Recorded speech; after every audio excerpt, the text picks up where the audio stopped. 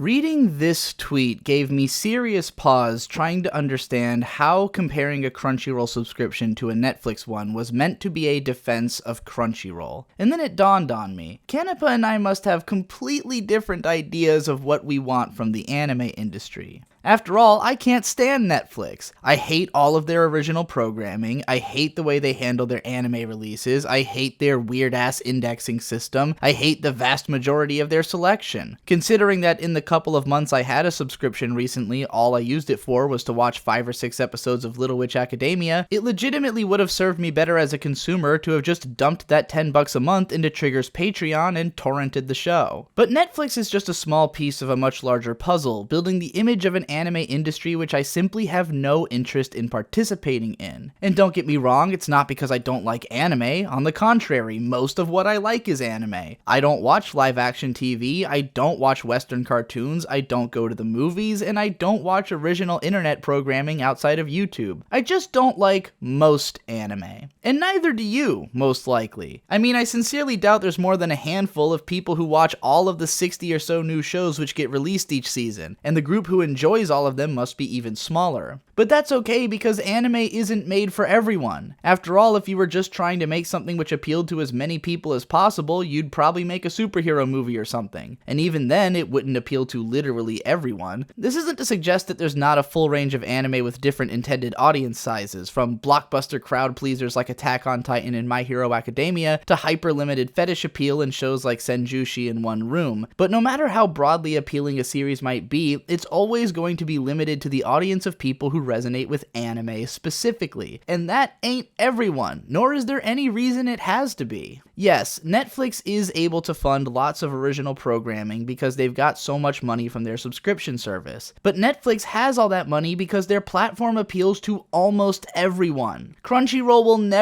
ever have that kind of audience because it is a specialized platform. Yet in spite of this, the cost of a subscription is even lower than that of Netflix, and Crunchyroll bothers with a vastly greater number of vastly more niche titles than even Netflix would dare to approach. And this creates a very dangerous and ignorant mindset for the anime viewing public, that because Crunchyroll is just anime and doesn't contain all these other things, it should be cheaper than other services. What makes the internet such a great repository for niche media is that it's fairly easy and cost effective to gather a whole lot of it and just leave it around for whoever might so happen to be interested. If Crunchyroll can scoop up a whole lot of relatively cheap streaming rights to obscure shows, then it's not so much a matter of those shows individually recouping their costs, so much as the enormous collective of niche products drawing in as many different types of anime fans as possible to finally make the leap into subscribing, while also bolstering their ability to brag about both the amount and variety of shows they have. This is good for consumers, and it's good for Crunchyroll, but the actual creators of that niche media are gonna get the short end of the stick. Obviously, Crunchyroll can pull more eyeballs to these properties than what they'd probably get otherwise, considering there are people who will find out about really obscure properties purely because they happen to be on there. But pulling more eyeballs doesn't mean pulling more money. And in fact, if fans feel satisfied that they're contributing to these shows' existence just by watching them on Crunchyroll, they may feel as though there isn't any need for them to engage further with the product monetarily because they've already done their part. But you need to remember that Crunchyroll does not support all of the anime it collects equally. While they may have to pay licensing fees up front to host the shows in the first place, which will not be expensive if the property isn't worth much, from that point onward, they divide the money which they collect from subscribers on the basis of how much time each subscriber spends viewing whatever they watch. So for instance, if I pay $7 a month and all I ever watch is Eromanga Sensei, then I am basically giving $7 a month to the production committee of Eromanga Sensei, notwithstanding Crunchyroll's cut. If I watched 30 different shows, then my money is split 30 different ways based on how much I watched each. So let's say that Crunchyroll scoops up the license to a show like Planet With, which is the only thing that I find really exceptional at all this summer season. On the one hand, cool, those of us who want to watch it can do so legally and give our money directly to it, if we opt to watch nothing else on Crunchyroll whatsoever to ensure our money goes only to the stuff we like. Going by the statistics on my anime list, Planet With is one of the least watched shows of the season, with only 12,000 people having listed it as something they've watched any of. Even if we assume that all 12,000 of those viewers were watching the show on Crunchyroll and watching nothing else whatsoever, and that Crunchyroll didn't take a cut of the proceeds, that would amount to $84,000 for the series, less than what is considered the cost of producing a single episode of anime. And of course, we know that in reality, most of these viewers are not using Crunchyroll. Crunchyroll does take a part of the proceeds, and probably no one whatsoever is watching just one show exclusively, or even just the shows they love and want to support. Now, this is not about to be me going ahead and telling you to buy all kinds of official merchandise to support your favorite shows like I said 4 years ago, because I think that's also a naive way of looking at things. Anime has always been overpriced as shit, and that has never been a problem. Japanese fans are willing to shill out $70 to buy 7 Blu-rays of a 13-episode series, then travel to 5 different shops to get all the different collector's versions and deck their house in character goods. But all of those things have tangible benefits to the consumer. You didn't used to have all the shows you wanted to watch at your disposal in high quality unless you bought the home videos, and figures used to mean a lot more when you didn't see pictures of the same ones everywhere you went on the internet. In today's environment, lugging around a massive collection of paper and plastic just isn't sexy anymore. I don't want to own physical media if I don't have to, and since I'm not particularly a figure otaku or anything, I'd prefer to just give my money as directly to the people making,